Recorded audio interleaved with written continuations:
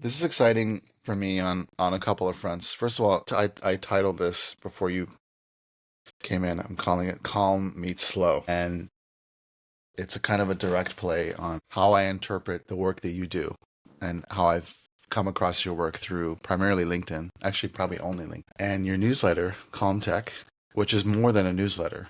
I think I first came across it as a newsletter, as some kind of publishing arm, but it's a lot more than that. And I'm excited to learn more about that as I get to know you, because I started both a newsletter and then a corresponding podcast called Slow Tech. And it has to do mostly with like tech as a kind of somatic experience, like how we just relate to it, how we feel it, how we interpret, how we co-regulate or self-regulate with it. And in these last several months, as seemingly the kind of the world sort of unravels and starts to ravel and thread itself again into something, I guess, unrecognizable, I put all these things on hold because I realized I wasn't driven by a really clear vision. It was more just kind of feeling that suddenly when the feeling shifts, what does it become? And so that's where I am currently sitting with this. But I am, I just wanted to put that out there just to like air that out.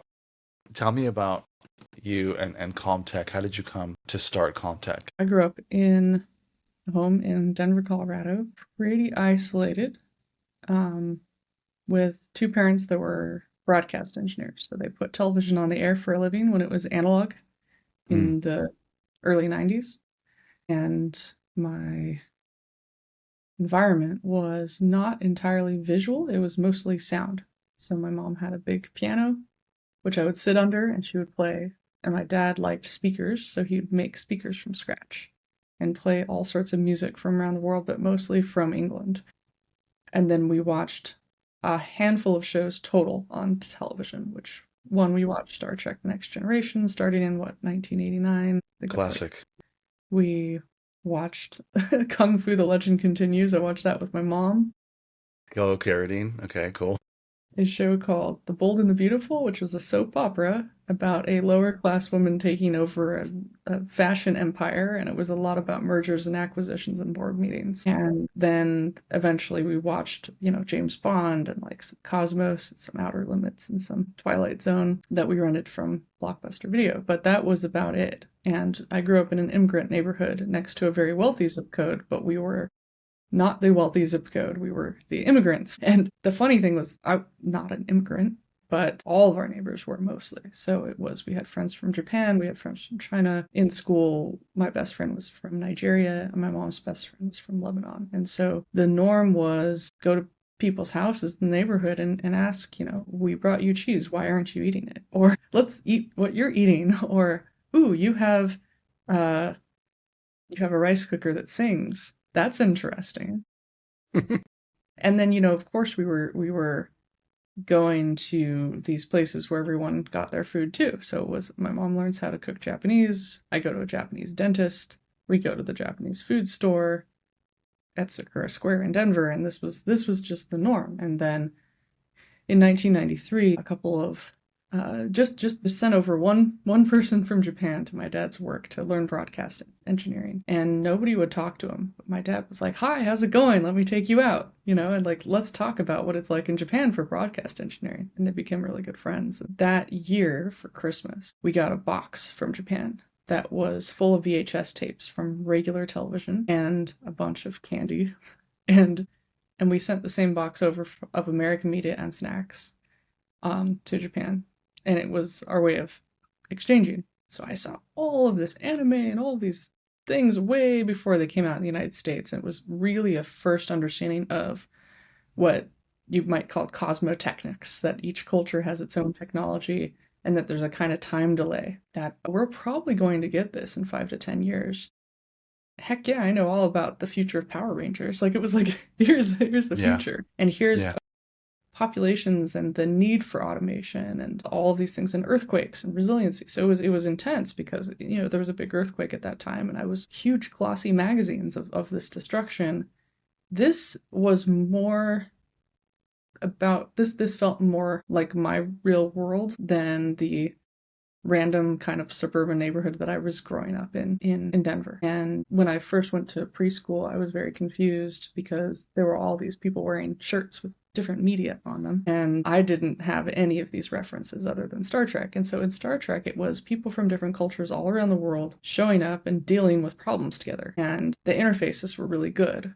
The person that did the LCARS display on Star Trek is a user experience designer, and he was very clever. And they were all analog displays. They're printouts with dark black ink on them, have some color that shines through them. They're practical. And my dad also made a lot of stuff at the house. Lots and lots of things where LEDs, we would go to Radio Shack and he taught me how to solder. So I was soldering his synthesizers and all his experiments. The minute I had hand-eye coordination, this was the requirement. You memorize these resistor bands, hand me the resistor of the resistor band, please solder this together. This was the norm. And so very early on, he was making stuff at the house, like a light that would turn on when I needed to go to bed on a timer, or, we had this piano and it's a dry environment, so we need to basically water the piano by watering the humidifier. And the way the piano communicated that it needed water was this beautiful LED light. I don't actually know if it was LED. It was just this gorgeous orange light. It was like kind of one of those crystalline glass like diffusers on it. And so when it came on, it was as elegant as the piano. And I remember looking at that light, and it was my responsibility to water the piano, put new springs in the trampoline. I had all these random tasks around the house, maintenance tasks. So I learned about what's good to maintain, what's not good to maintain, what's a delightful notification like the Zerushi rice cooker that we had that sang, and what's a super annoying one like our old washer and dryer when they get done, and then everything that, you can have all these technology things, but then the sun going through the house is the most amazing thing of all. It's not about tech. And my dad gave me hand-me-downs for all of the experiments that he did that didn't work. So I had a voice-activated light when I was 9. We drilled through the walls to make ourselves a wireless internet before wireless was a thing. We were just hacking together everything that we could. And so it was very much like the childhood and the life of the person that coined the term calm technology, who was in New York. So I was very, very aware of technology. And even, my dad and I think one of the big things that we did is Sunday after breakfast or brunch or whatever, he would propose some weird thing to me and we'd sit at the table until we exhausted that issue. So it could be an ethical thing, it could be about voting, it could be about tech. I would get my allowance by him asking me how much a hard drive might cost in a half a year for this many, gigabytes. And if I got it, then I got the hard drive. So I got really good at predicting prices and understanding the kind of Moore's law of processors. And I think it was because my dad had me really young and he kind of wanted to continue either his childhood or his innovative spirit, even though he went into, telecom after broadcast engineering. And then I watched my parents' jobs get automated and when everything went digital, and that was really scary. So even though I wanted to become an engineer and a mathematician, and I was really good at math and science, my mom's best friend, who was a math professor, said, hey, maybe you should get a liberal arts degree just so you can think a little bit more about how things work in the world. And along the way, I was writing my thesis on the iPhone when it came out in 2007. It's one of the first researchers to research the iPhone and the screen and how it would change work, life, and play. I was made aware of this concept of calm technology from Xerox PARC, a person whose life I had missed. He died in 2004 at age 46, I think. I was writing my thesis in 2007. So it was this, wow, I just missed this person. And I remember reading his, primordial papers on calm tech, which had a couple little what would become principles, and then I expanded on it. But it was kind of like when I was 10 or 12 or whenever I ran into Plato on the shelves about philosophy. I thought Plato was the first person that I had read that just spoke plainly, and I thought he was a real guy that was alive at that point in time, born in 1958, because I thought the translator was actually Plato. Incorrect. And then here was another person who died who I couldn't meet, but he wrote in a way that I thought you could read these papers today or in 40 years or 40 years ago, and people are going to understand them. And I think that's the most important thing for me, is that everybody was thinking tech changes and tech is so squirrely. And I thought, no, tech doesn't change at all. We're still using things to do the exact same things we did before. We could have a broadcast studio and do this as well if we wanted to record this. We might store it on tape in the past, We might put it in an archive. Maybe this is actually more transient than, BBC, which has an archive, right? So, and it's like how much of a relationship do you have with that tool? You might need a bunch of years of training to be a broadcast engineer, but you might love your tools and have a real relationship with them because they're more physical. Whereas we're using Riverside, or we talked about using StreamYard, or we could use Google, whatever. Are we going to remember these platforms in 10 years? But, the condenser mic that you've gotten, or my little blue Nessie thing, or, maybe a microphone that my dad messed with at some point, I'll remember. Those are physical objects. They took longer to come up with, and they might last for a longer time. Like the little Braun calculator that I have here that like inspired the calculator on the phones. Yeah, I learned about Calm Tech, and it was something that made me cry because it was clear. And it's such a mess. There's so much noise right now. And I feel like people are really lost because we don't necessarily have tech apprenticeships. We don't have people studying the history of tools to make new tools. Most of tech is a way to make a return on an investment. There's an assumption that you have to make a company, that you must raise money to make a tech startup. And a lot of goals are to be publicly traded or bought by a social network. That's not to say that it's inherently bad. It's just it affects the way that we build things. And you don't have the physical interactions like I think it was John Warnock or Charles Jeske, whose dad was a physical printmaker and whose kid went on to make Adobe systems. Like there has to be some continuity. We can't just learn the digital shape and then think that I see kind of a bit of a depression that the dimensionality of our lives has gone down a little bit, where you go into a hotel room and it's like blank walls, and you try to use a remote control and it's smooth, and then the buttons have to make a sharp noise so you press them, and you focus more on the tool and not the task. And with Calm Tech, the whole point is to focus on the task and not the tool, and that it's a pass-through interface, like a pair of glasses where you focus on the view and not the glasses. And when they're made well, they work with you instead of against you, like a good pair of running shoes. So when we think about all of the tech in our lives that's fundamentally untuned,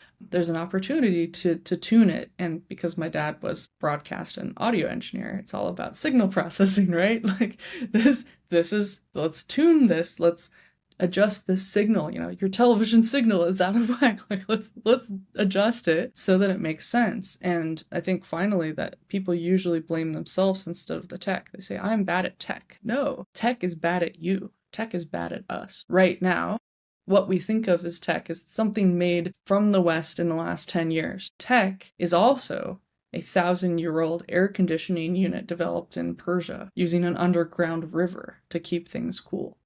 That is also tech, and actually that's high tech. So I think the first thing when talking about Calm Tech is always expand the notion of what technology is far wider than some random thing that you see on the shelf in the corner of a Best Buy store. That's such a great introduction to this story. Because as you were speaking, I thought about so many instances where needing to relate tangibly to something is so important. It's like part of my upbringing as well.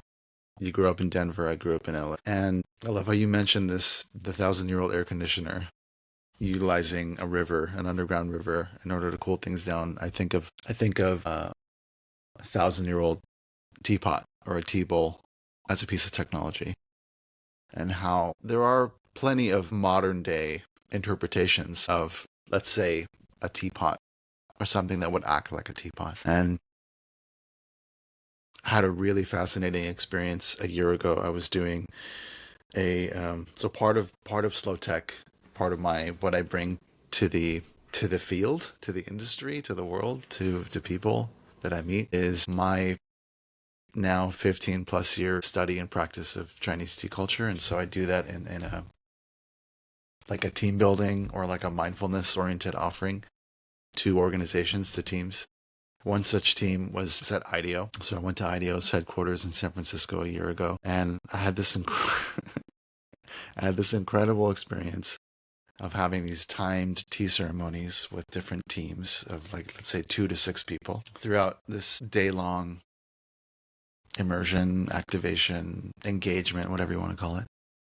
And where I set up and was seated, I was staring directly at the automatic matcha machine. And I just wish I spent more time just as an anthropologist, like learning about like why the fuck do you want to use an automatic washing machine when everything is right there? Like the tools are right there. Like when it comes to Chinese tea, yes, there probably are more pots and cups and decanters as other things that for the uninitiated might look and feel quite intimidating. I understand that. And perhaps with matcha, it's probably equally or more intimidating because there's really maybe two tools. There's the bowl, the chawan, and then the whisk, the bamboo whisk. It's probably at its most basic, if you're going to come at it at its most minimalist. But I was so fascinated to speak to the people who were coming to this automatic matcha machine. I don't remember the brand. It's some new fancy something in the last 2 years, some really hip thing, and that's the kind of the gong hit that hit for me as I was listening to your story, and how important it is to, as you say, to really widen the language, the scope of how people understand tech, what tech is, and the fact that it is sort of timeless. It's always, I mean, how we even got here, how we made it this far as a species. It's not because of the last 40 years of, tech innovation. It's because of the last, 40,000 years of tech innovation. What is it that you hope people will absorb, will learn, or will be able to experience by interfacing with what you present as calm tech? I don't think I'm going to change anyone's mind. Mm.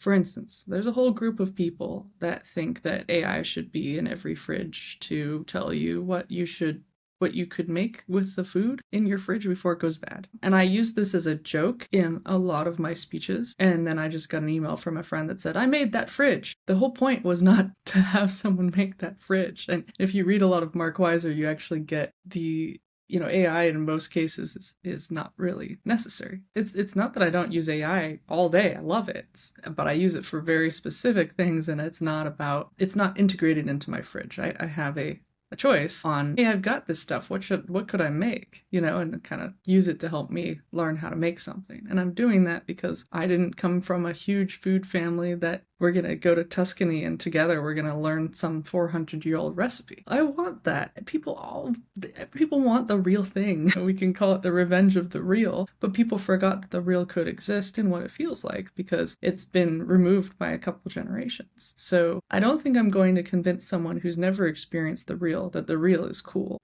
If they're like 19 and they're like me as a 19-year-old that's like very engineering shaped, right? But there are people that say, well, the technology will solve the problem. But technology is also a tea ceremony. That's a really good calm technology, calming technology. And, Qigong, Tai Chi, self-regulating systems to get you to be present, meditation, and also, a good wooden staff that you can use to walk through the woods, a great broom that you can use to sweep the leaves, a really good window. So when people say the tech will solve it and they don't build in any social systems, it's strange, right? Because all of these systems that we have, whether it's a monetary system or a supermarket, involve networks of humans and how it is for them to provide that service again and again. It's like the life is being drained out of these things, And I was just in Japan. We're opening up a Kyoto version of the Calm Tech Institute so that we can work with 1,300 years of history and examples to help inspire people who build technology about how it could be. And we're trying to figure out how to work together, and we did a tea ceremony. The first time I did a tea ceremony, a proper one, was with one of the descendants of the people who invented the tea ceremony. So this was an amazing experience because we got to nerd out a lot on all of the different detail. And I was so amazed how, of course, you get trained to be very present and understand what people are doing in the room, and you're basically signal processing some of the noise out so that you have clearer signal at the end of that. And I think sometimes when people have fear or uncertainty, they can swap into that mode, and social media definitely triggers that. And then it's really hard to see the thing you want to do. Oftentimes, I always think, do you want to remember the things you want to do with your life? Take a 3-day road trip. Once you get out of the city and you're out of that familiar environment, you can kind of remember, this is the thing I want to do. That might take some time.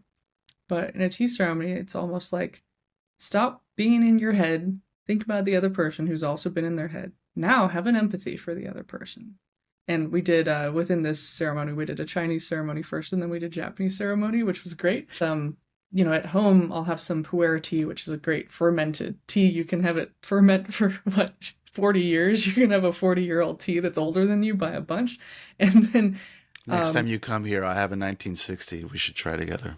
I drink a lot of pour.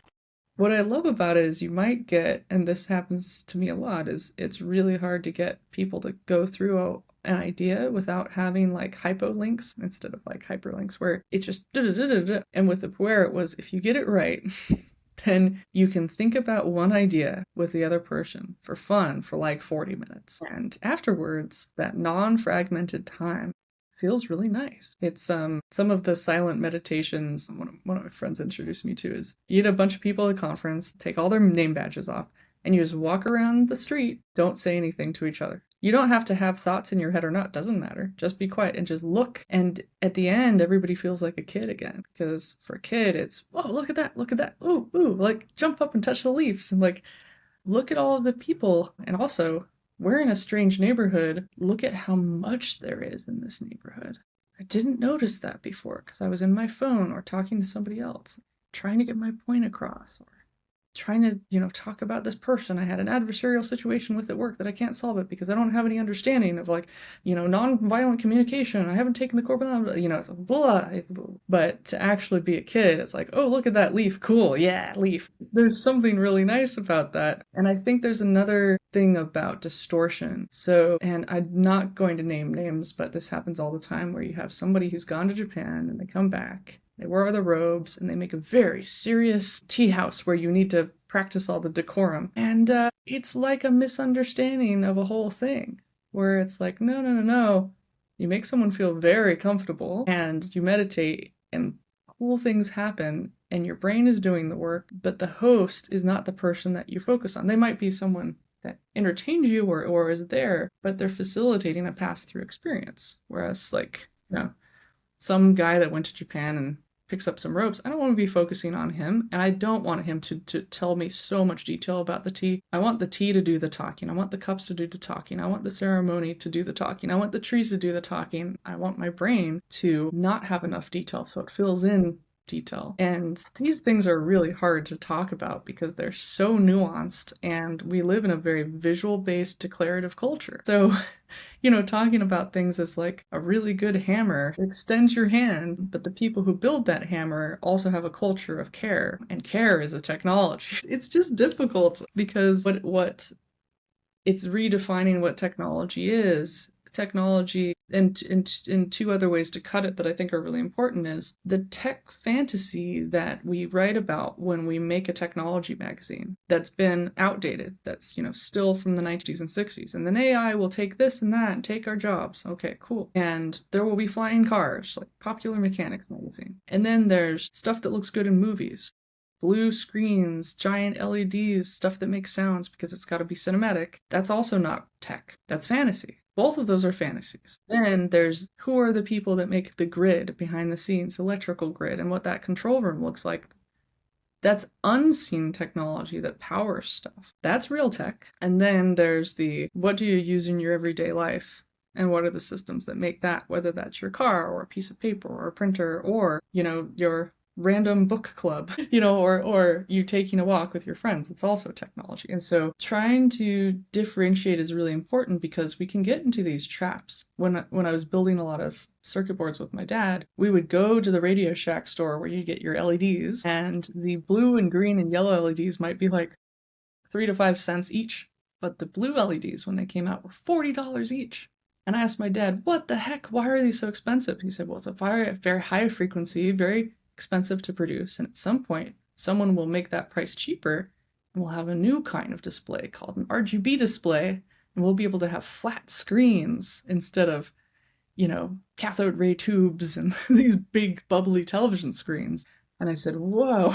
And the person who did make it cheaper won the Nobel Prize. And blue, which, if you look at the history of painting and pigment, was often the color you'd paint the Virgin Mary, not because blue was a cool color, but the Virgin Mary would always get painted with a color that was the most expensive to procure at that time.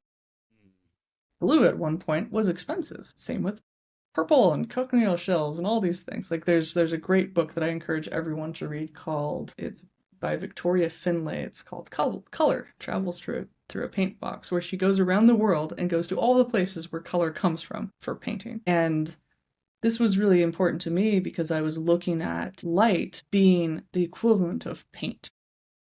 And that in a way, we're looking at these paintings made of light in these rectangles, and how that high frequency light, the color on these phones, is now more colorful and more decorated than the environments that we're in. Of course, we want to escape into the phone. Of course, we want the supernormal stimuli. And so, for me, I turn the saturation down on my phone so that it looks less exciting than the rest of the world. But what we saw with that cheaper blue LED is that we got colorful displays, whereas they could have been black and white. We could have had a world full of Kindles, a world of pads, tabs, and boards, as Mark Weiser said at Xerox PARC. But instead, we got colorful displays, and in film, blue became the future of technology, the color that was expensive. And so blue LEDs made it everywhere, and they are melatonin inhibitors. They when you go to sleep, you start to get tired. It's melatonin. So they are interrupting your circadian rhythm and your sleep cycle. You walk into a room that has like a smart toilet and it's blue in the middle of the night, and it's hard to get back to sleep. So what do? Look at your phone, look through a bunch of stuff. 3 hours later, then you're mean to somebody at work, and then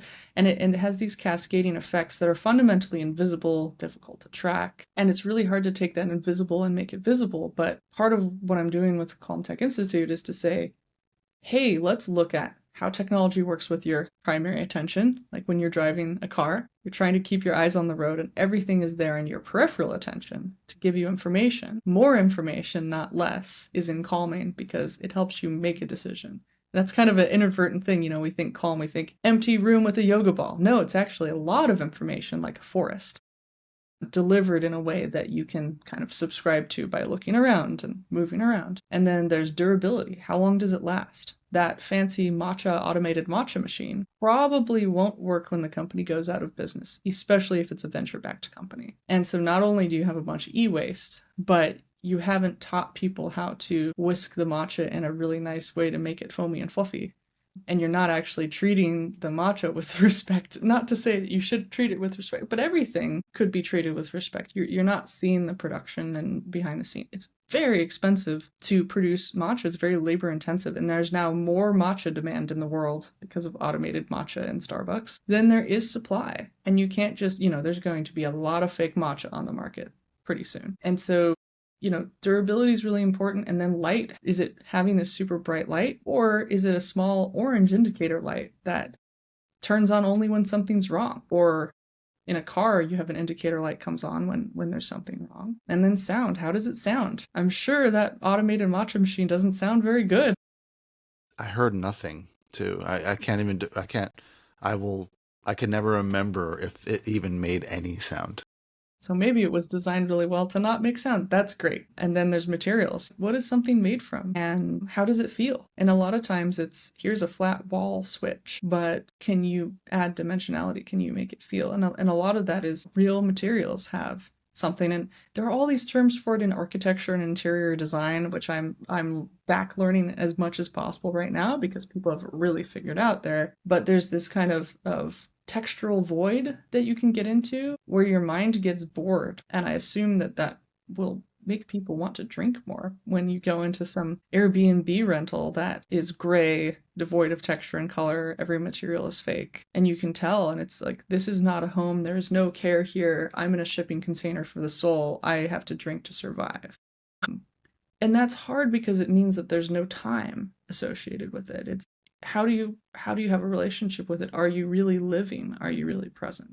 I really toying with the idea of writing a book or maybe just some sort of guide. I'm obviously a fan of Christopher Alexander's pattern language and a timeless way of building. It's really a lot about architecture. I have a book called Presence, where there's all the mental tools to be present, but can you put things in your environment like lime wash on the wall to allow for some texture? Also, it scrubs VOCs, volatile organic compounds, out of your environment, so that's really nice. Look at all these old building techniques. To not just say, let's put this on the wall because it looks cute, but to say, hey, if we did it with the original idea, how would we feel in this environment?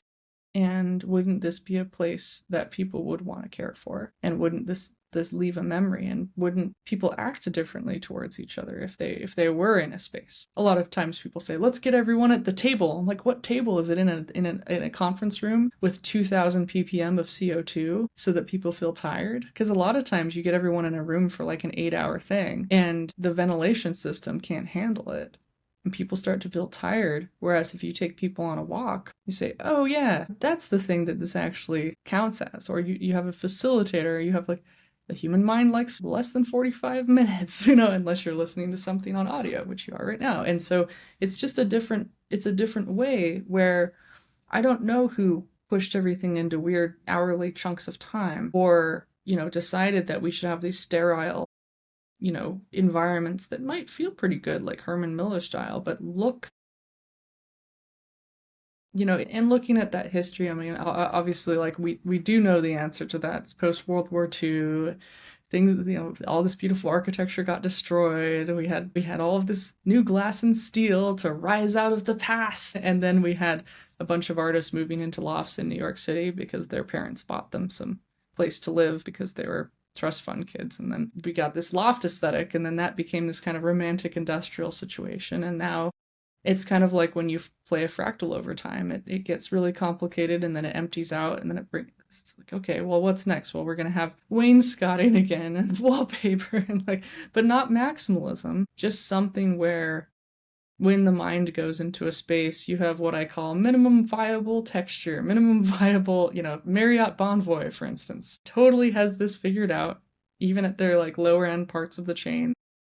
Every single thing has a slight texture on it in some way, and you're like, everything's okay. I'm on a business trip, but it's fine. The environment is caring for me. And it's that biophilia. We need to see that variety, that density, that outside, because that's where we came from. And we came from that not that long ago. It's the first time in history in which we have been inside for 80 or 90% of our day. And we're in environments that if you were to walk into it, in nature, it would be like a nuclear wasteland. So I think there's this dis-ease that we have that then causes us to say, I have to escape this non-place where I have no relation, identity, or history. Let me grab at this phone, which is also giving me a flat two-dimensional thing with ads that doesn't give me any relation, identity, or history either. And then we say, I'm really depressed. What am I going to do? And it used to be that you could just go to a shopping mall. You could live not great, but you don't have enough air conditioning. Just go to a mall. There's places, right? And now it's hard to find real nature, and it's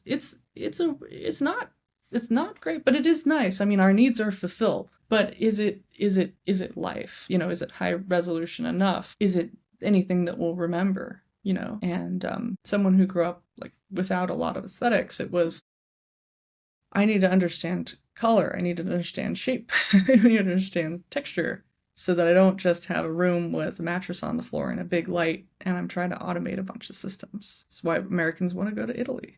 They want the real, they want time, they want view, they want care. Where do you think that comes from? Really advanced technology in craft and community.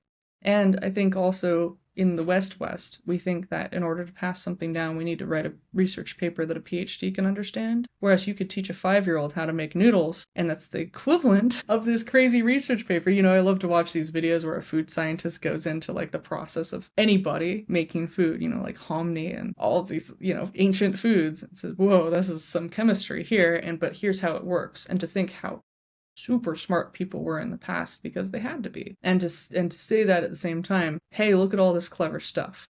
Yeah, I guess the final thing I'll say about this is a lawyer will study case history for hundreds of years, if not more. A doctor will study the history of medicine. Most industries, you're supposed to study some history.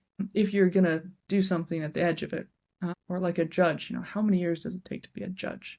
But in tech, if you're an industrial designer, you study history. If you're a mechanical engineer, you study history. You have all sorts of math and things that you need to learn.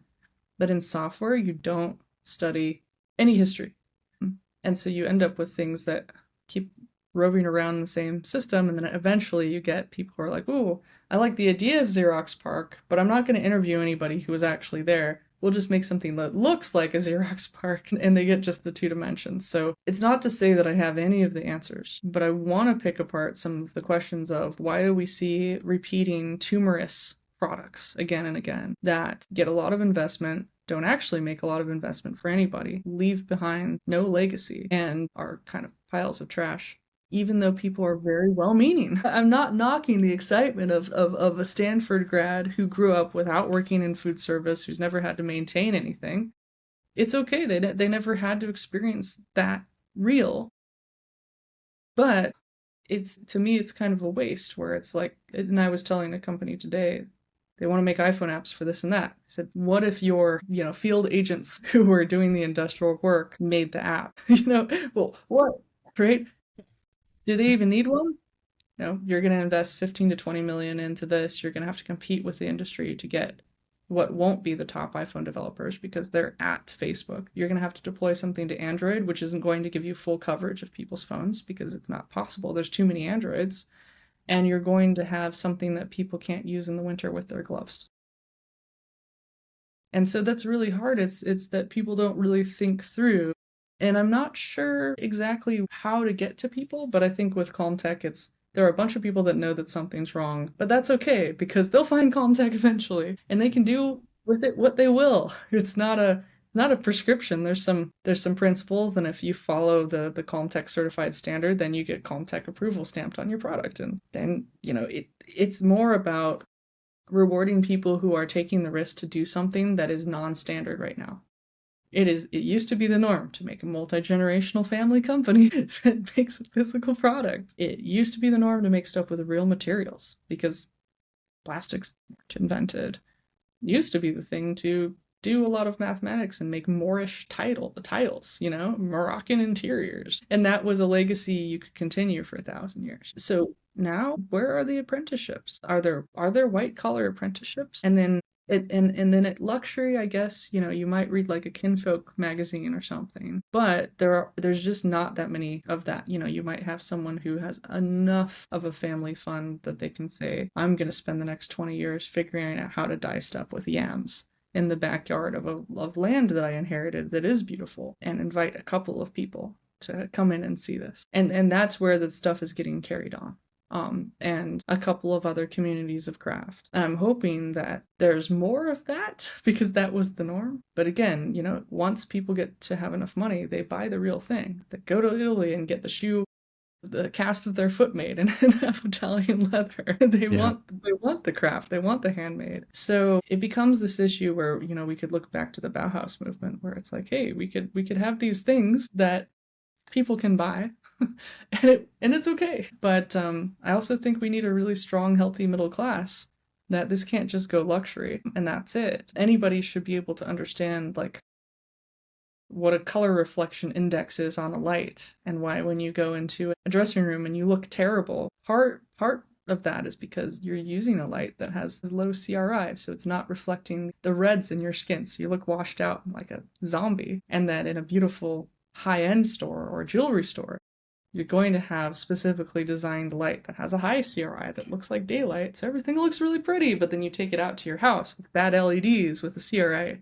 of 80, and you're like, oh, this doesn't look as good as it did in the store. Like, just having some more information about that and saying, okay, maybe I'll spend a little bit more on these light bulbs, which are becoming more affordable.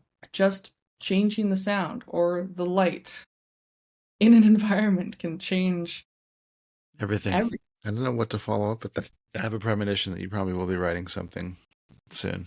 I don't know how soon, but I think as you just kind of touched on it for a brief second, that's important. It would be really useful, at least useful to to folks like me, and I'm sure other people who will find their way to Calm Tech, just like I found my way to tea. when I was 24, 25 years old. What are some recent products that you've, as Calmtech Institute, have recently stamped and like have a, put a certification stamp on? Because I also recall in the last few weeks there's this interesting unfolding conversation happening on a post you shared on LinkedIn about looking for a particular mobile device. So I guess those are kind of like, that's a forked question. What are some products that Calmtech Institute has recently certified? Yeah, so one of my favorite ones is the unplug tag. So it's I have UNPL. one. It's a great tag, yeah.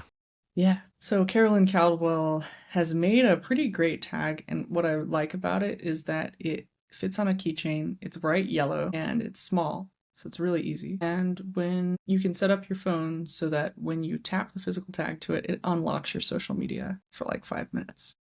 And there's an emergency mode which you can activate once per day that gives you 5 minutes access. But it's really, really lovely because it makes use of a physical piece of technology that you can move around. And so I'll bring mine with me on trips if I need to unlock, but it's reduced my screen time by so much. And I had to certify that because it was really well designed. There's another competitor on the market, but it's 3D printed, it's gray, it's larger, it doesn't have the same keychain ability, that the surface is not pleasant. It's a little bit forcible in how they do their marketing.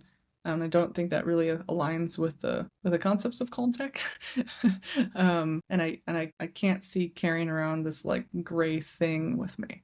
But the unplug is really nice.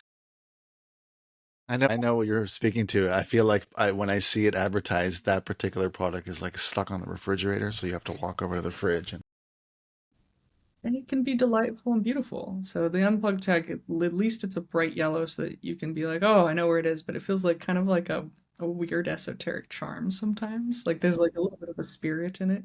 And I love that. And I really do like the founder. Part of certifying a company is also meeting the company and saying like, what's your ethos? How long do you anticipate this to last? Do you have venture capital that's going to force you into shouting this instead of making a long-term sustainable company that can last for a long time. And I think that's really, really important. There's also Time Timer, which is a great name. It's a little clock where you turn the dial with your hand and there's a color disc that decreases based on how much time there is left, and it is fantastic. Because as a kid, you don't need to know how to tell time, but you can still tell what's left. And it's just helpful for being more aware of time. The beep on it is kind of an old-fashioned alarm clock beep, but you can turn it off. And they have an eco line of like really interesting textures and materials that you can put around it, and it's really good. And I really like their ethos as well. They've been around for a really long time, and they've been beloved by teachers and people with different attention differences, but they're really good. I met the Remarkable team who invited me out to do a workshop, and then I saw their Remarkable 3 tablet, and it matched. It really met the certification standard. And that one's a hard one. People love the Remarkable tablet. And they love it so much that they're like angry about it. Why doesn't it do this and this and this? And so that was a really hard one to certify because it was okay on paper. It meets all of these goals, and the company itself is set up in a way that it makes money and can grow sustainably and can make quite good products. But as with any company, you have to deal with the fact that it's 550 people instead of like 500,000 people, and how does that affect what they can put out? Be patient. This is an alternate future. If you either have like an iPad and a piece of paper, there's something in between. It's important for design, it's important for culture, it's important for history to have stuff that's in the in-betweens. A softer point on that gradient is really good, kind of like a wetland can help with trauma to a landscape. I like that one. I'm making a list today where I'm going to make a catalog for contractors that want to do calm tech in their buildings to just say, here are my favorite companies. There's a company called Waveform Lighting, and they're doing LED light that actually has a larger color spectrum so that it feels good to be around in your house. And also a lot of LED lighting has flicker in it, which is called pulse width modulation, where you turn it on and off really fast. And it's just not cozy light. And so there's a thing called constant circuit reduction, or just flicker free, where you can have these wonderful glowing orbs at 1700 Kelvin, like a nice warm light temperature in your room, and you can sleep next to them because they've edited out the blue spectrum that causes you not to sleep that's available in LED lights. So there's one company that I found that's doing that, and another company that makes like physical light switches that have like infinite dimming, and they make everything out of solid materials, and they're, and metal, and like, it's a very crafted, handmade type thing. But there's also enough of them that, you can buy them. And so I think, these might go into hotels for a while to say, if you're going to a hotel to be restored, like, what are the invisible things you can put into a hotel until you get these things affordable enough by scale to put them in homes? And how do you make people aware of them? Whether that's a air purifier system or an air exchange system or any of these things, like texture on the walls, all of it comes together in like a miniature home environment, which is a hotel, or you could have it at your house. But I think there's so much opportunity to do that in like urban planning and shopping malls, not necessarily shopping malls, but you do it at an airport where you have both shopping and an airport. And airports are pretty good at it. There's a huge amount of air volume, so you're going to feel more awake inside. But there's a lot of, I hate to use the word opportunity. There's so much opportunity but there is a missing void that we can fill back in, where I want people to go into a space and feel like, oh, refreshed. They're like, oh, this is how it could be. But they don't know exactly what part of it is making them feel that way. Because again, you shouldn't notice all of the individual elements unless you look close. Like in a forest, you should just notice, I'm outside. And I think that's, if Calm Tech is successful, it just fades into the world, and nobody needs to remember that it existed before. My job is done. Those are some good products. That sound good. A bike, A bike? A bike, yeah. A bike is a good Comtech product. a good chair, a Yeti cooler. A Yeti That cooler, was right? very well designed. Hmm. Yeah, some of those scooters are actually pretty great that you can scoot around on. I see a lot of people using those. A color fill filter, so it's purple or pink, and when you need to change the filter, you just look, and if it's lost all of its color and turned yellow, then you swap it out using the principle of banana. Right. Now, Calm Tech in terms of paper, A0 to A4 paper sizes, they're built with visual harmony. I don't know where we got this 8.5 by 11 thing. Doesn't make sense. But someone made water bottles in that shape. So you can have an A4 water bottle that fits in your backpack. So like your backpack is sold based on like the A4 shape or whatever, and then the bottle of water is like a notebook, like a little bit thicker than a notebook, and you can put it in your backpack. And it's like a book. It's amazing. Wow. Just I really love inventions like that where like that. A good sunscreen is a Calm Tech, but it's really hard to find good sunscreen. And there's a standard spot called EWG Skin Deep, and they figure out what's in your sunscreen, and that's great. But lamps, light switches, rugs. A Persian rug is an extraordinarily good Calm Tech. It has history, time, texture, density, quiets a place, brings a place together, and it's beautiful, and every rug tells a story. So those things are things that I think about right alongside, the latest. I guess, for coffee, it's like a Chemex, an AeroPress. These are great. Making a pour over is pretty fun. That I could think of certain kettles that I guess would attribute Comtech principles, like the gooseneck kettles with that slow pour, that mm-hmm. or really precision pour as well. Yeah, or companies that there's a great book, oh, it's underneath my laptop, called Soft Electronics, and it's all about the history of like electronics in the 70s and 80s, all those little, be like a blender, but it's pretty, and it has physically articulated buttons, and it sits on top of your kitchen counter. And people still use these. So that part of me wants to retroactively certify a bunch of stuff that doesn't exist anymore just to give people ideas. Because, making It's the retro tech, archive. it's an archive, but yeah, and that's the thing that we need, right? If you look at, I think the people who invented Figma or SuperHigh, which is like a program that helps you learn Figma, everybody talks about this particular class at Brown University about design, and there's this person that teaches you the history of design, and then with your understanding you can make anything. and it's like, okay, there needs to be a product archive that we can go back to understand tools so that we can say, aha, could make something like this. And you do have industrial designers and industrial design students and like, it needs to be perfect. And it's like, no, it needs to be reproducible as well, and easy to unbox, easy to put together. Floyd Bedframe does a really good job of this. And then, Warby Parker does a really good job of this. There's a couple of these out there that are special. But the really special ones we forget because we use them all day. Where did they go? I forgot. Oh, it's a foot pedal on a trash can. Right, that's the Calm Tech. The ones that don't make a big slam when you take your foot off the pedal. That's great. Totally. Those little drawers that like slowly close when you like Yeah, anything where there's like gradient softening, you know? So there's amazing amounts, you know? Um, Definitely not a leaf blower. Our neighborhood has to be quiet after 10 p.m., but at 6 in the morning, we're gonna put leaf blowers everywhere. What, excuse me? What are you doing? We cannot have a rock band on the side of the street. Well, if you don't have a rock band in a garage, then you're not gonna have the next Apple computer. Where do you totally. think these things come from? What do you think they got exactly? No, that's yeah, exactly. You look at the history, you look at the early days of Apple. It's basically rock. It's basically dudes in a garage. I almost feel like I have these, not these I just use instead of wired headphones for this purpose. But about 20 years ago, I spent maybe 9 or 12 months in a contemporary music school for guitar here in LA, and I met an audiologist, and I got these custom mold fitted earplugs. That's my one of my every like hands down one of the ultimate Calm Tech products in my book for sure. Yeah, yeah. And the next best thing is taking a paper towel, getting it wet, putting it in your ear because it'll shave to your Totally. ear. Totally. Right? Like low Totally. tech, high tech. Low tech, yeah. Yeah, Low they tech both calm produce and high about tech. 30 decibels. Yeah. Totally. Totally. What are you looking forward to, now that we have a new year starting in the next few couple of weeks? What are you looking what is Calm Tech, looking forward to in this coming year?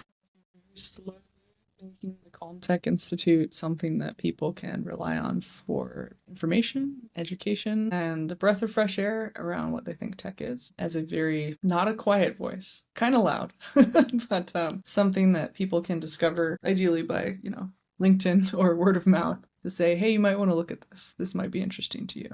Ideally as an inspiration, or if a large company says, hey, we need to make a new set of hotels and we want to make it so it doesn't feel like a shipping container for the soul. Hey, can you come in and do some recommendations, which I'm very happy to do. And just really learning the neuroscience over the next year or two or three about how we perceive the world and how the materials in it, along attention, periphery, durability, light, sound, and material, affect how we experience the world and how to tune those. And not tune them in super expensive ways. Tune them in ways that anybody can do, whether they have a cheap rental as a college student or a very fancy place that has all the fanciest stuff, but somehow doesn't feel very good with the floor to ceiling windows. By the way, floor to ceiling windows can be unsettling. They feel a little bit like a door. I can think of a few in my head right now. Yeah. Why does it look good in a photo but doesn't feel good in real life? Ha! So just cover up about 30 inches of those on the bottom, something really nice, and then suddenly you can have a little hutch to read in and it feels nice. It's just, it's these little things, right? These little dial things a little bit different. We're just putting dials on the world with Calm Tech. Blue, let's just dial that to orange for the light. Is it this really loud blender? Well, let's just put a container over it. Now it's quieter. Put a rubber base on it. Yay! Sound abatement. Material? Well, you took this really weird laminate made out of plastic that is really gross. Well, you could put a different material. Put a little bit of texture on it. Use a real material. Variety in your product line. Have it be modular so people can choose which one they want. Just like the brass fittings on doors in a cabinet. Peripheral attention. Hey, it could say something without having to speak. Here's an icon. Now you know the status. Hooray! It's the little things. They don't cost too much, but they dramatically improve the product experience. You have physical buttons, but they all are smooth. Put a little texture on them.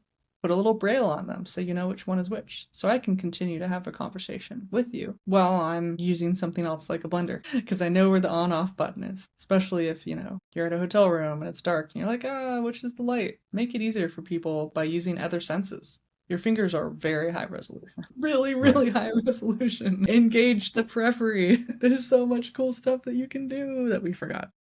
One of my favorite is like on an old radio, like the little handheld one, there's a volume button where it like clicks so you know it's on, and then it has ridges and it's like a thin thing. That feels really nice. It's not too hard to make that. If you could make it in the 80s, you could make it now. Those components are still out there. There's probably even a bulk product junkyard of those. It's like, oh well, we need to make these.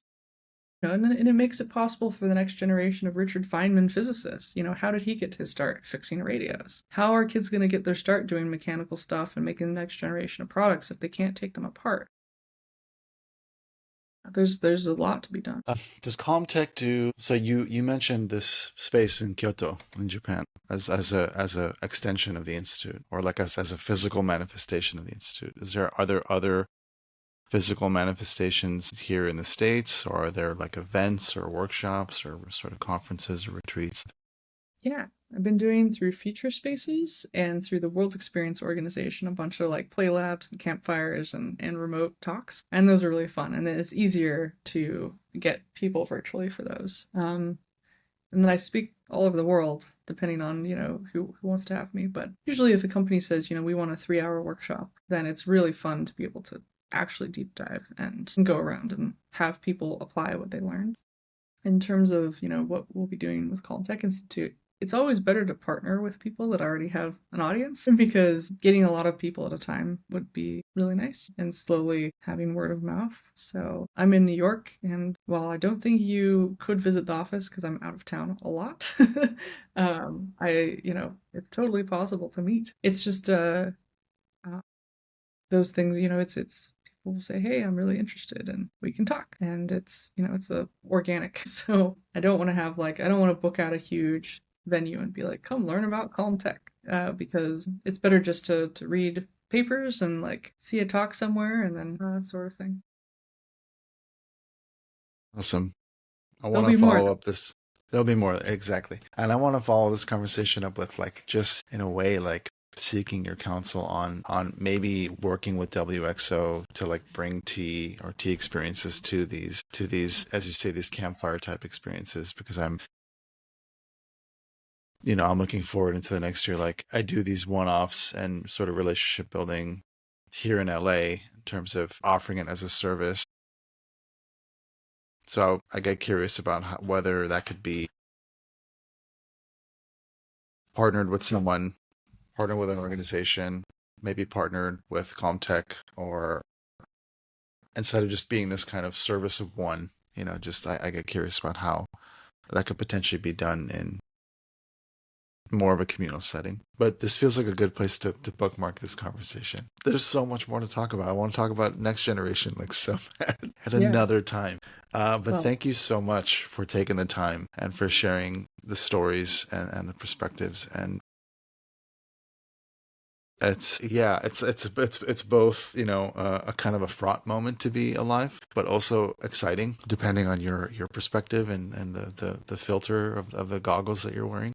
that's every time. So that's every time. So thank you Yeah, so this much. doesn't go Yeah. away. This was, when you had like Chinese scholars commenting on the idea that civilization was inevitable, but it was probably a bad idea, they Mm-hmm. felt the same. So, I mean, Mm-hmm. every year is like. Also, we had a heads up on this for a long time if anybody's studying this stuff, The main thing to do is, try to be silly and whimsical a bit. Learn about humor. It's a really good technology. Yeah, everything will happen as it happens.